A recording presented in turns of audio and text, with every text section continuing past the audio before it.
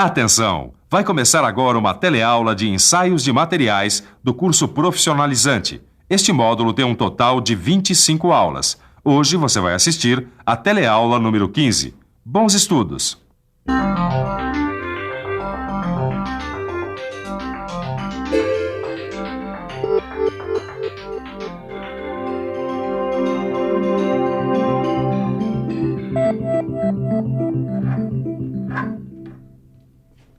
Puxa, muito bom, hein, Ananias?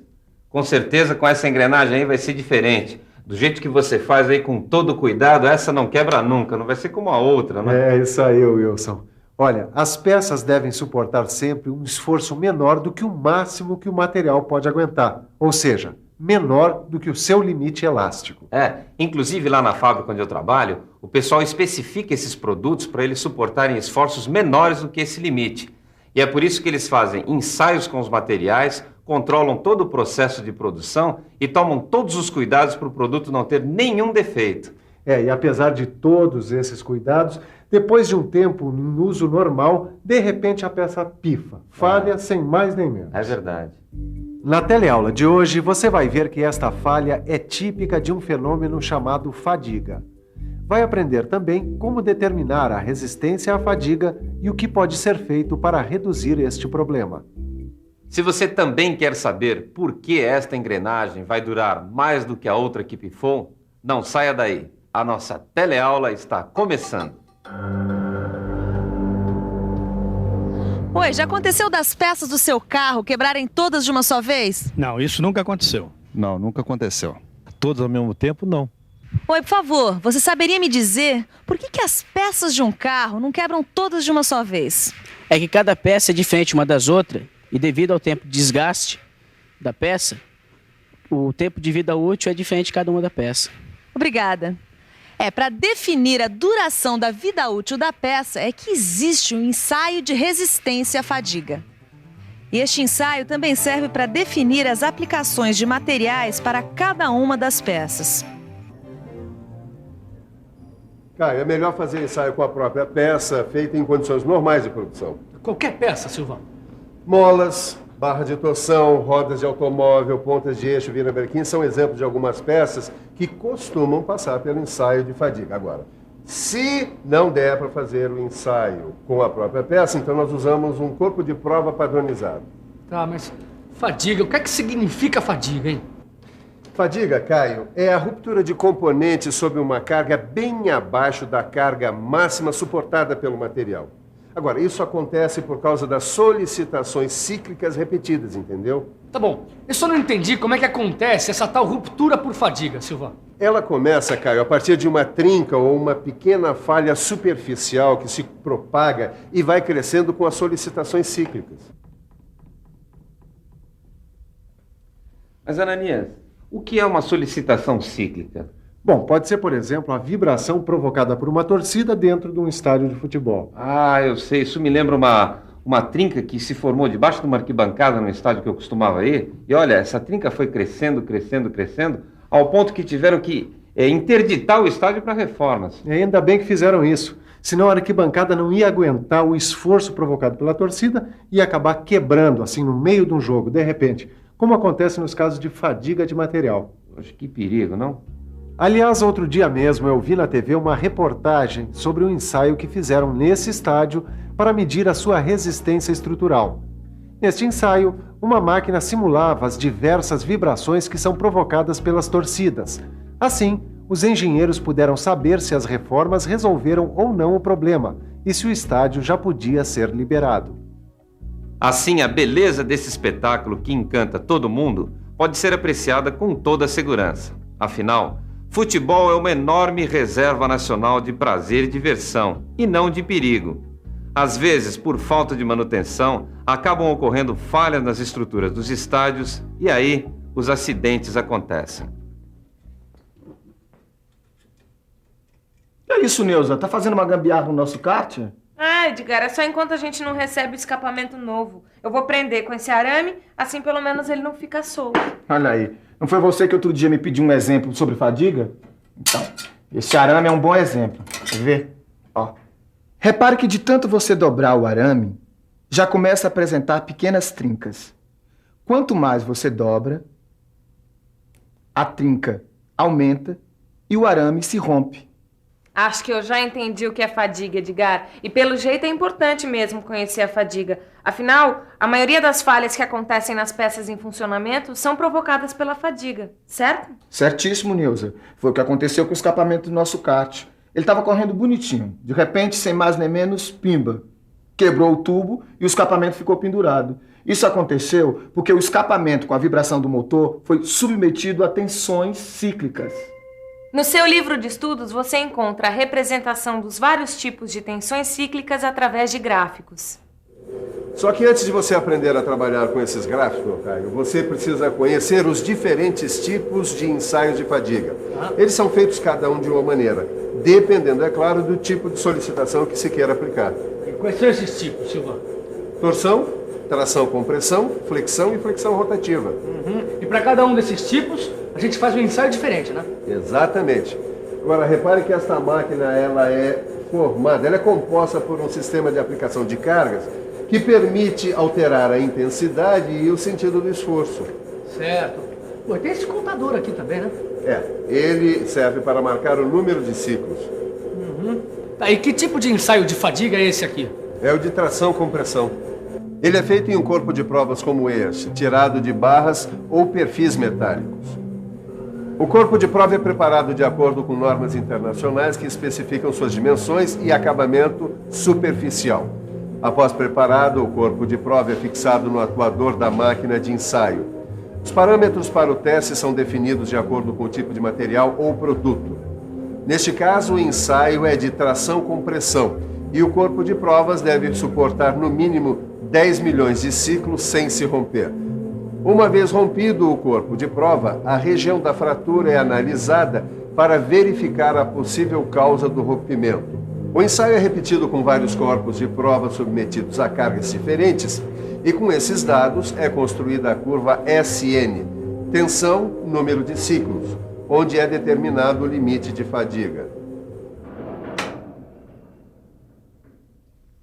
Ananias, e como deve ser esse corpo de prova? Bom, além de usinado, ele deve ter um bom acabamento superficial que é para não prejudicar os resultados do ensaio. Sei. E que tamanho tem que ter esse corpo de prova?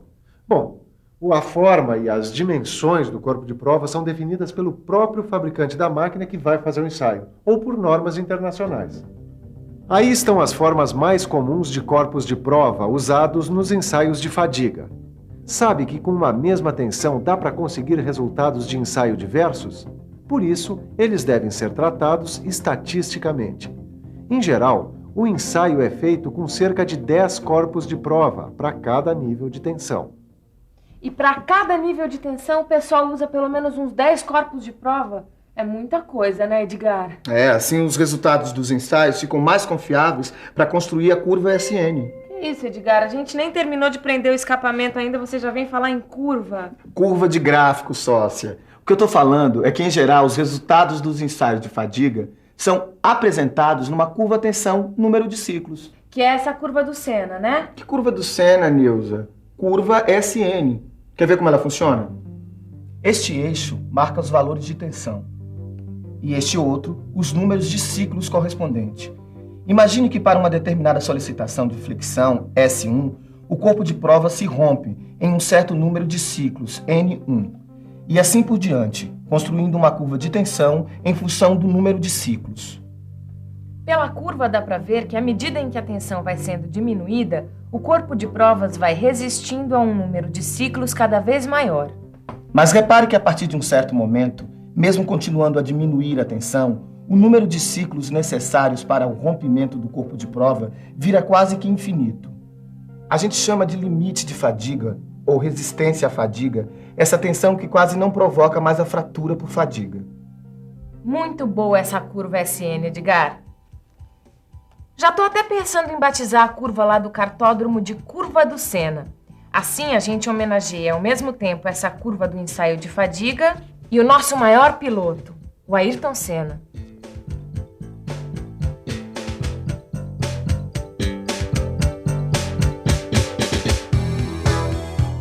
Mas para a maioria dos materiais, principalmente os metais não ferrosos, como é o caso do alumínio, a curva do diagrama SN é decrescente. Por isso é importante definir um número de ciclos que vai corresponder ao seu limite de fadiga ou à sua resistência à fadiga. No caso do alumínio, o ensaio pode ser levado até 50 milhões de ciclos para definir a sua resistência à fadiga.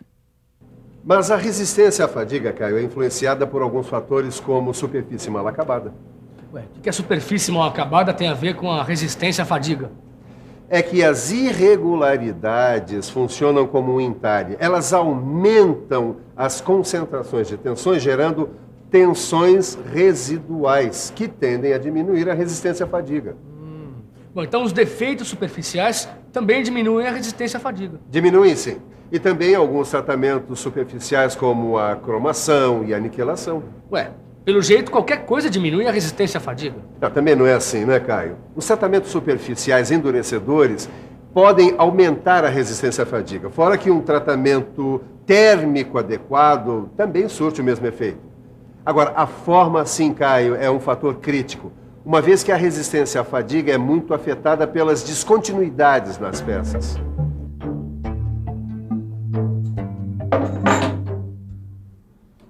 E o que são as descontinuidades da peça, Ananias?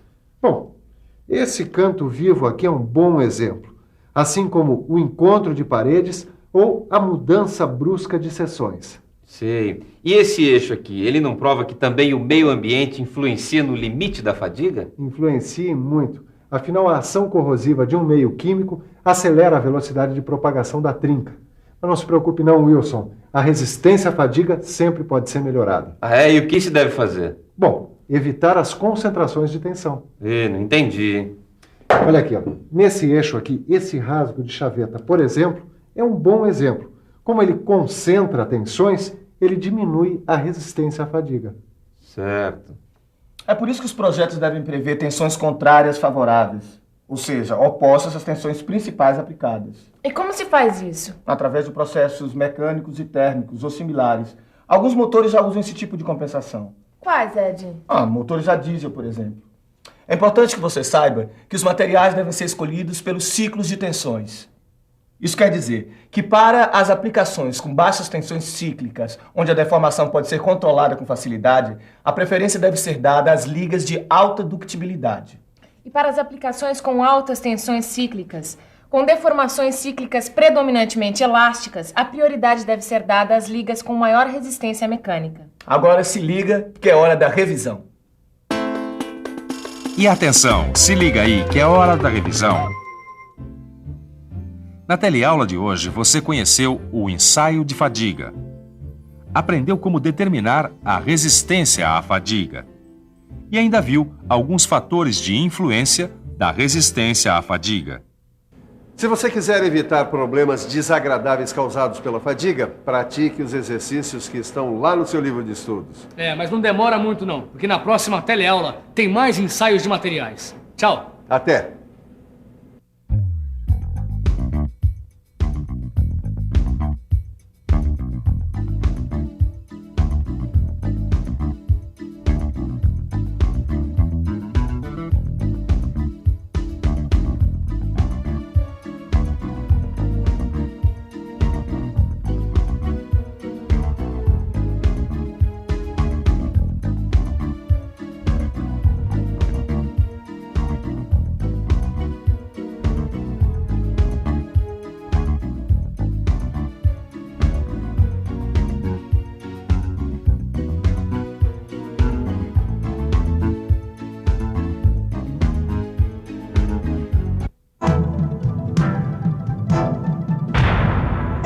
Telecurso 2000, um programa de educação do Sistema Fiesp e da Fundação Roberto Marinho.